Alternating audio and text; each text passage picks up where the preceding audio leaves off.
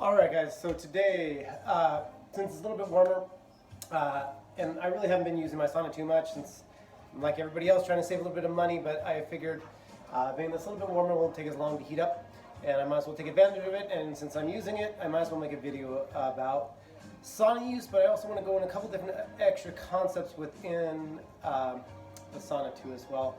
Because I am a strong believer of trying to make your time as efficient as possible. If you're going to dedicate an hour to that workout, you might as well accomplish as much as you possibly can within that short period of time.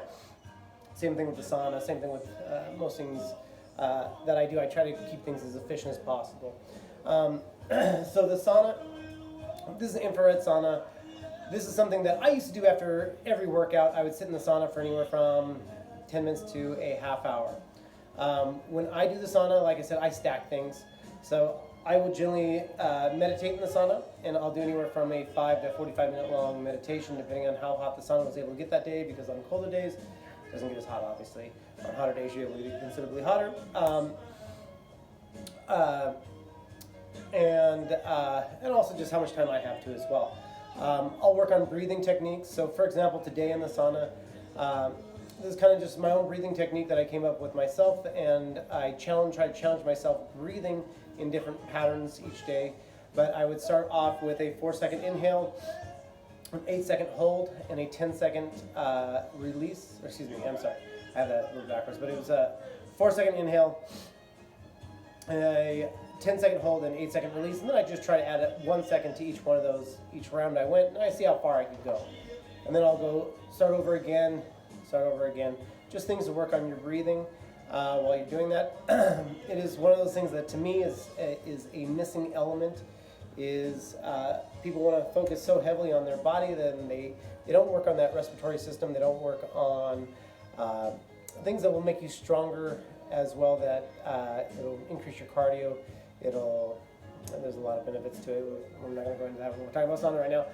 There's another video about breathing you can follow too as well. I'll generally stretch out while I'm in there too as well. I'll generally do some of the positions that I've shown you guys throughout the mobility that I'm able to get into in the sauna. Obviously not all am I able to get into. And I try to hold each position for 2 to 5 minutes, just like I tell you. I also work out in there. Sometimes I'll bring dumbbells in there too as well. Sometimes I'll bring bands in there.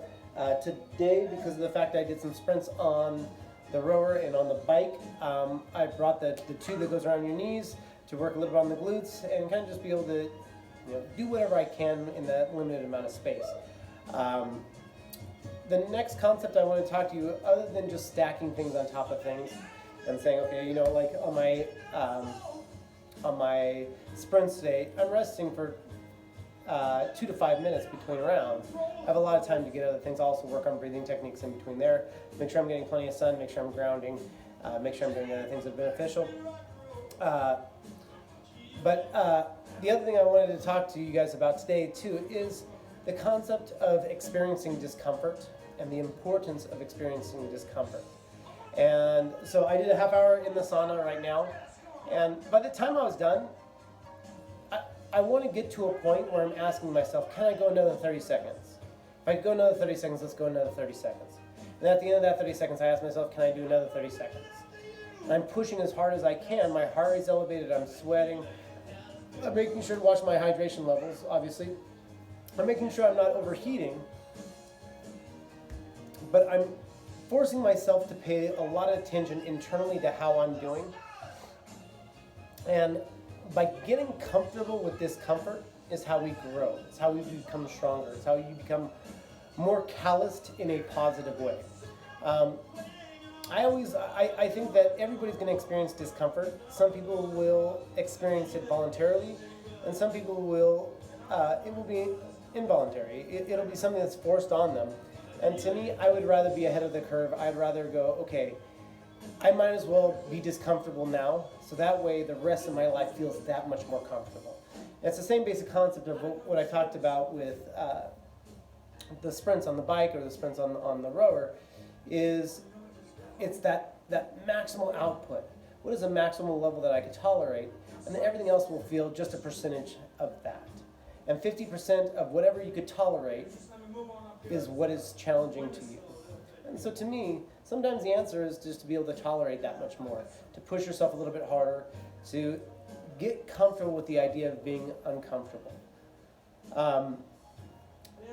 The sauna is just one thing that I wanted to use with that. I am a strong believer in the sauna. Give you guys some of the selling points of the sauna. To me, I have a lot of equipment in my gym. I'm sure you guys have seen some videos of all the junk that I have accumulated. Some of the stuff I love, some of the stuff I don't use anywhere near as much. The sauna, to me, is that one thing that if I had to get rid of everything else, I would keep the sauna. I can figure out how to do body weight stuff myself, but the sauna is such a valuable part of my day. It makes me feel so much better throughout the day. Just gives you a little bit of alone time where you're able to sit and be with your thoughts.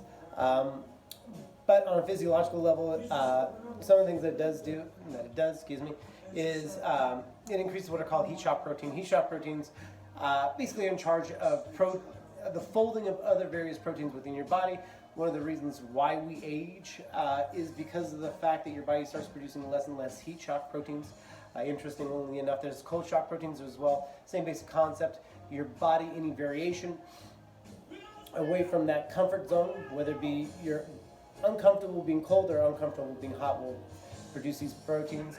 So you could do the same thing with a cold shower too as well, or a cold bath, or a cold plunge in your pool during the wintertime. By folding better, you're just more efficient. Those organs become more efficient. Those tissues become more efficient. They're able to do their job better. Other things that most people would know is that it releases toxins. The primary way that your body releases toxins is through sweating. Unfortunately, we do not sweat anywhere near enough throughout the day. And we evolved to sweat pretty normally throughout the day because of the fact that there was no such thing as 78 degrees room temperatures. When it got hot, you sweat, and your body evolved that mechanism to get rid of toxins. And unfortunately, we live in a very, very toxic world. And those toxins need to be excreted out through your either skin or through your fecal matter. Other things that it does is it does increase telomere lengthening, or decreases the amount of drop in telomere length that you have over time. Your telomeres, you have your strands of DNA. The ends are non-coded DNA. So basically, there's not any part of your body. It's just that every time that goes through a split, it snips off a portion of that telomere, that ending of that DNA strand, and that shortens the process. But to me, the biggest benefit that I receive out of it is just that alone time, being able to relax, being able to reset. I personally am an introverted person, so I need that time, but there are other massive benefits to it as well, and I think it's always very important to be able to be internally aware of what's going on inside your body. I think so often we're aware of the external environment more than we need to, and we're underly aware of our internal environment within our body.